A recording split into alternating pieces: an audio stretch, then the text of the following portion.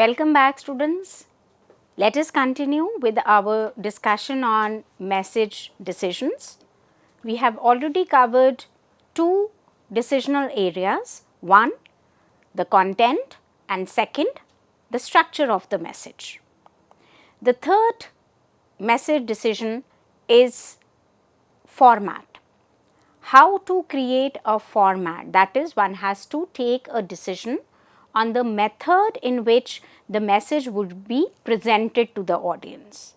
We can also understand this as a creative strategy. What should be your creative? And one has to decide on the kind of words that the firm would be using to communicate, the way the communication story would be developed.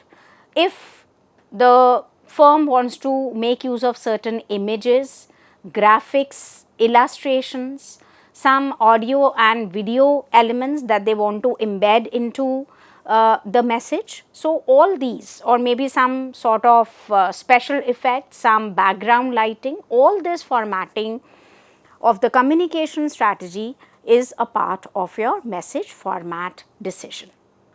And the last decision area is source. Who is going to do that? At times you must have seen that the source is considered to be a very credible source, right. So, source credibility, that is from where the message is originating, is very important, because the audience gets influenced by the factors like what is the perceived knowledge of the source, what is the personality of the source, what is the success factor of the source, are there any personal motives behind the source involvement, the degree of trust that you can place on a particular source. So, if all of these are compatible to the entire communication strategy, it adds to the credibility of the source, and the message and the communication is taken with that kind of importance. So, it is very important to understand who is going to communicate the message and what would be the source of that communication. When we talk about the source, it can be any formal source. It can be a celebrity, it can be firms brand ambassadors, it can be product experts, or it can be some informal sources, your friends, family, relatives, peer group, your colleagues, people from your social network and social groups. It is also, students, widely seen that the communication which comes from informal sources through your friends, family, peer group people, they are considered naturally to be more authentic in comparison to the information which is coming from the informal sources. You attach a greater credibility to the informal sources than to the informal ones, right. This is also the reason that the social media channels, they are able to exert a big impact in terms of being treated as a very influential vehicle for disseminating and sharing your messages. Now, having discussed about the communication mix and the strategy and the way the communication strategy can be developed, let us look at the communication mix across digital channels, because we are trying to understand the communication strategy as it can be used and developed by a digital marketer. So, the digital communication on one hand and the digital channels on the other hand, they have to be embedded together, they have to be synchronized together. On this basis, one can look at two possible dimensions, and these two possible dimensions provides a digital firm or a digital marketer with four different options, four different kind of communication mixes or four different kind of communicational strategies and approaches. One, what is your message orientation? There can be two orientations of your message. Why are you communicating? The purpose is to make people aware or engage with them through your communication strategy, or the engagement is not the purpose, but the message is oriented, it is directed towards it is aimed at towards the purchase or conversion. You want people to listen to that communication and promotion and act by buying that particular product and by converting themselves from the prospect to a buyer or a consumer of that particular product or brand. The second broad dimension is, what is the communication type? Is it static? I am going to talk about the same communication and I am going to talk about the same thing across the time period, or I am going to align and change my communication strategy and make it more dynamic in real time. Am I communicating real time, or is it a static communication that I am making? Depending on them, obviously one can have 4 different combinations. One where it is aligned more towards the awareness or engagement. So, firms can create the copy or the content, messages that typically deliver some information which is static in nature, which is created ahead of time and which is going to be delivered also in a passive format. Such kind of communication messages and communication strategies, they are more geared at engaging the audience and providing, making them more aware by providing them more information rather than actually selling to them. What can be the key examples when we look at the digital channels? It can be blogs, website, some social media post, emails which provide a lot of information and make people aware, some articles that you write. Most of these content types, if you look at them, they are primarily aimed at creating more powerful, impactful messages which are going to drive the brand objectives, channelize and direct the brand objectives and help in engaging the audience better. The second possibility or option is that it remains engagement oriented, but instead of being static, it is dynamic, it is real time. So, firms can alternatively create the content in a more real time manner, in a more dynamic manner to the audiences and share the versions of such kind of messages which would connect better with certain audience based on the experience. What would be the examples in this case?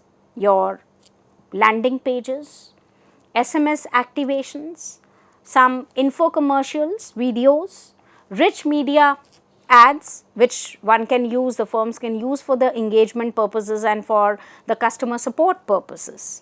So, obviously this such kind of a dynamic content has to be developed in a manner which is non-obtrusive. It is not, impeding or breaching or intruding in any way, but is actually engaging for the consumer and therefore makes him or her interested in listening to the same.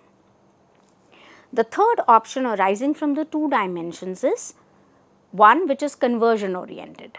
So, instead of awareness and engagement, it is the purchase or the conversion which becomes the direction of the communication strategy. Again, it can be static, it can be dynamic.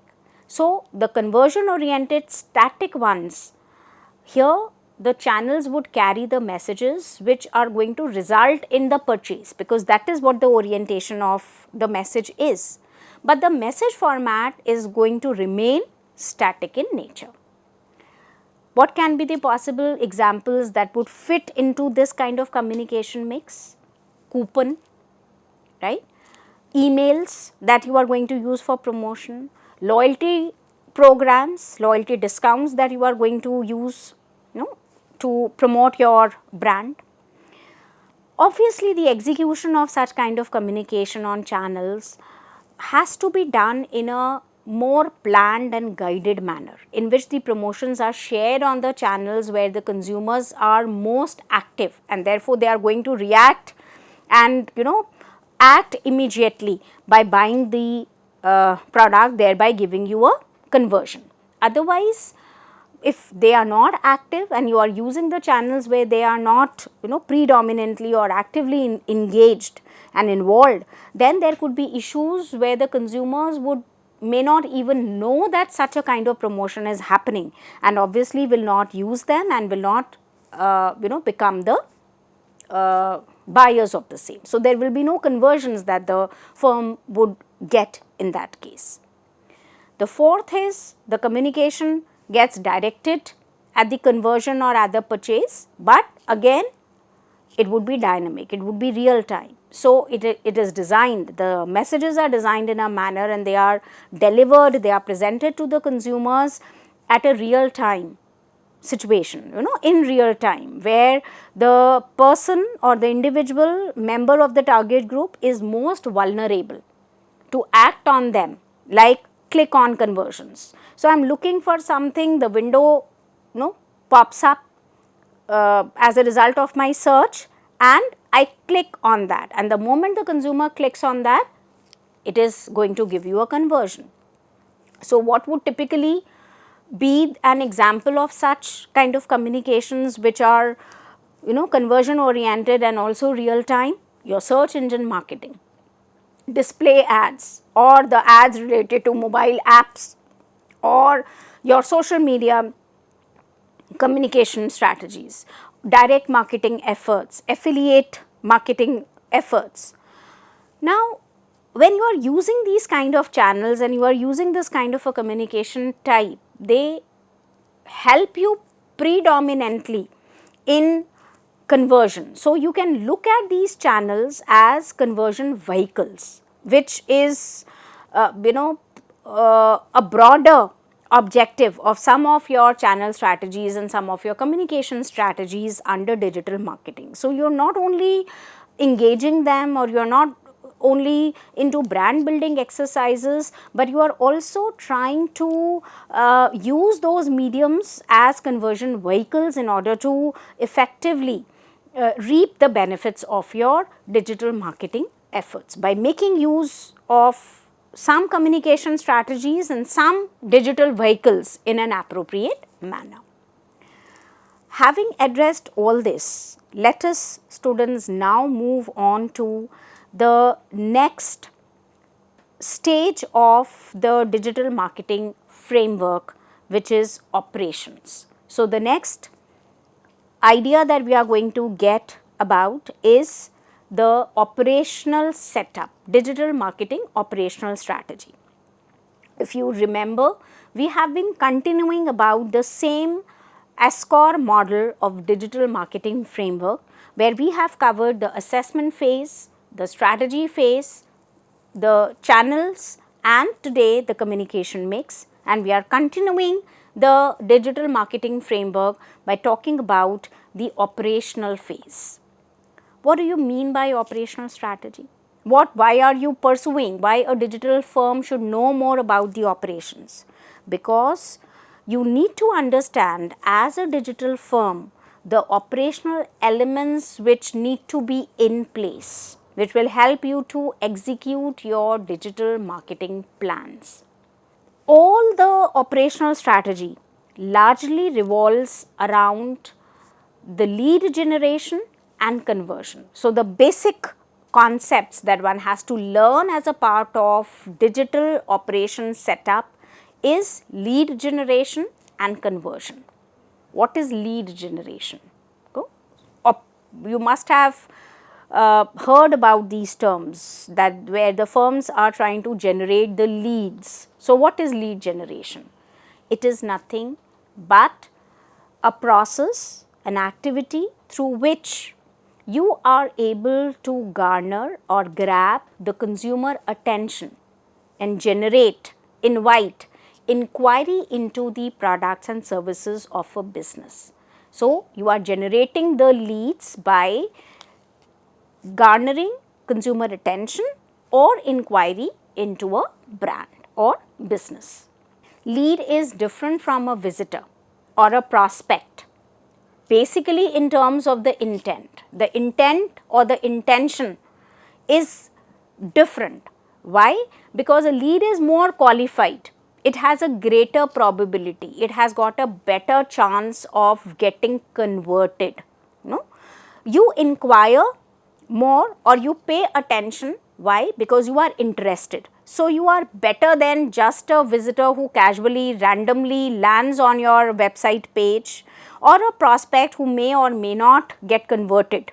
But when you talk about lead, you are amplifying your chances of converting that particular individual. When we talk about lead generation, we also need to understand some related concepts like lead nurturing. What is nurturing? Where you are involved in series of steps or activities which a digital marketer would take to continuously, on a continuous basis, you are reaching out to the consumers and nurturing and building good relationships with them.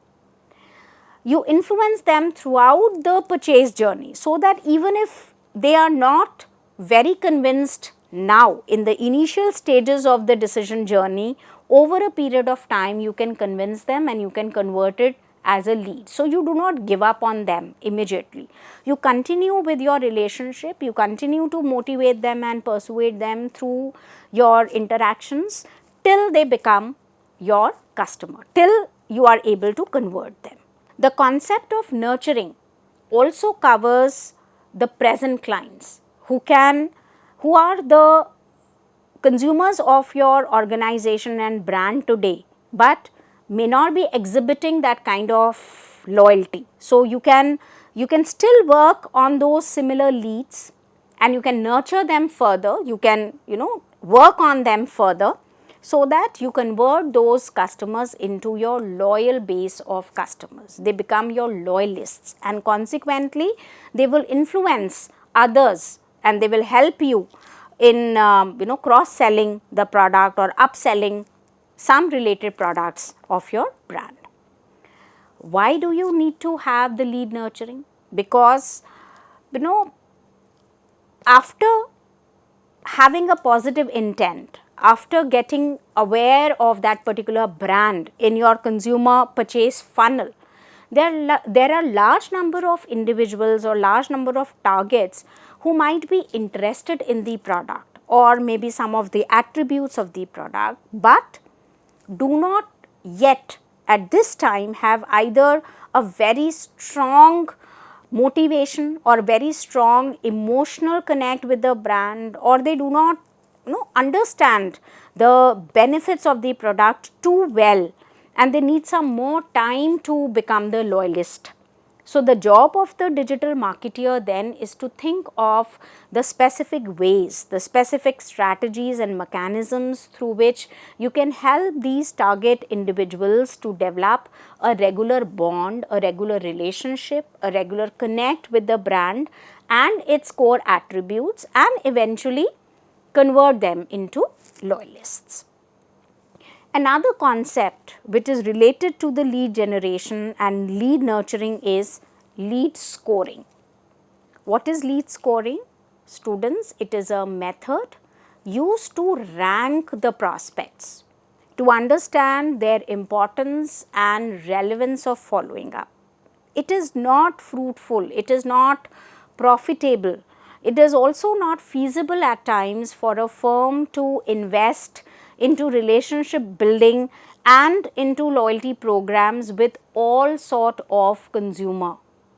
You need to know who are more promising, and maintaining a good relationship and a long term relationship with those set of consumers is going to be more beneficial and profitable for the firm in the long run.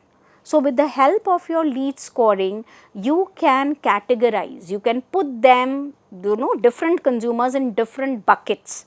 You can categorize them differently so that a firm can decide on which kind of leads they want to invest their time and energy in, and they need to prioritize their efforts and you have to exercise your need nurturing initiatives with certain baskets of consumers and probably not with the others, because they are not profitable and they are not worth putting the firm's time and investment into them. Once the lead is there, which is having a better and a greater probability of getting converted where there is a better chances of conversion, we are going to work on the conversion, the purchase, the buying part of it. So, it is actually, the lead is going to actually take you closer to the point at which the recipient of a message is going to now behave by taking a desired action. So, this is a action oriented stage. This is not something which is aimed as awareness or engagement or interest or desire, but you have now by nurturing with the lead and by working on your leads, you have reached a stage where now he or she is ready to convert by performing a desired action which a firm wants the consumer to take. So, conversion is what, and all your marketing efforts aimed at conversion is nothing but whatever exercise you are doing, whatever activities and initiatives that a firm is performing and undertaking to encourage the consumers to undertake, to undergo, to perform certain specific actions. These actions can be taken in different stages and would keep on changing across the different stages of the marketing funnel. Like how the conversion is going to work across different stages of consumer funnel. The top of the funnel talks about the awareness. So, in this stage, what you are doing, you are presenting with lot of information to the potential target segment, because they are still working and they are still completing their awareness. They want to know more about the brand. So, the potential target segments are going to express in this stage their need, and the marketeers have to share the material or the blogs or the articles which will provide that, which will satisfy that need of information, need to be more aware, so that you will be converting visitors and your consumers for the next stage. The next stage, which is interest. So, once a potential visitor becomes a prospect or a target for the firm and has displayed certain traits, like you have started generating the inquiries or you are more engaged with the content or with the brand, now the marketeers can propel you little forward in terms of converting such interested targets to a lead. So, now just by, you are not just the visitor or just the prospect, but in the interest stage you have become a lead. In the action stage, you are going to convert the leads into final consumers. So, these are the people in the action stage which are going to be converted into the final consumers who would be buying the product. And obviously, this is going to be followed up with certain more actions towards making that buyer a loyalist buyer, or maybe a future influencer or a future follower of the brand. Now, when you convert, there are certain aspects in the digital mediums which one needs to understand very clearly. Students, when you make use of a website, which we would see in the forthcoming sessions, that the website or your web page actually is the most important source through which, or the channel or the medium through which the digital firm talks and communicates with the target audience. So, in the digital world, the marketeers need to bring all the leads from different sources to one place where they can achieve the desired objectives. So, the primary conversion destination actually is the website. It has been the website over the years, that if you are interested and if you have become the lead, then you would check, you have to first of all make the consumer reach the website and the web page of that particular company. So, in the initial days, most of the information used to be static on the website of that particular company, or what you understand as the home page, which was used as a page where the visitors would most often come, and they would navigate from there to the other pages based on what they are looking for, what is the interest area. But as we see over the years, as marketing started to grow more and more complex, as the marketeers started dealing with more multiple and complex target consumer groups, and with also the emergence of various lead nurturing techniques that are available with the digital firms today, it has become important that marketeers use their main conversion tool, which is their web page or which is their website page or home page, to customize and use the same for multiple conversion objectives. And this is what has led to the emergence of the concept of the landing pages. So, what are the landing pages? It is a page where you typically, if you look at the terms, landing page, where you find a lander, where somebody lands, right. So, it is a single web page which has been customized to receive and convert visitors with specific objective from other medium channels. It can be from search campaigns, it can land up to here. From your mail campaign, you can find a lander to to your landing page. Typically, the landing page should be developed as more or less the natural extension of the link or the source from which it is directed, from where it is coming. So, you click on something and it is going to make you land on a particular specific page, right. Now, how your landing page would be different from your home page?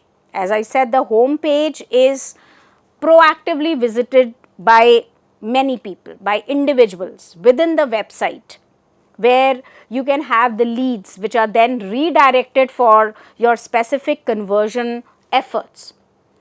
But when you talk about the landing pages, you are making them more customized within the website, so that you can have and you can direct your efforts to better conversion. Also, visitors to a landing page would need to be convinced. They are looking for certain key takeaways or maybe a positive experience which will help them to convert or visit a landing page or a website again and again. This is not the case with the regular homepage visitors who have visited the homepage maybe because of their personal discovery or word of mouth or some other sources, but these landers, so to say, they are they are looking for something else, and they are looking for some key takeaways that they can get from that landing page. With this, students, we have understood the basics of the communication mix, the stages which are involved in the development of a communication strategy, and some of the aspects which are more relevant to the firm's communication and its operational setup in a digital landscape. With this, we come to the close of this particular session, and we will come back with more outcome and more interesting lectures in future. Thank you.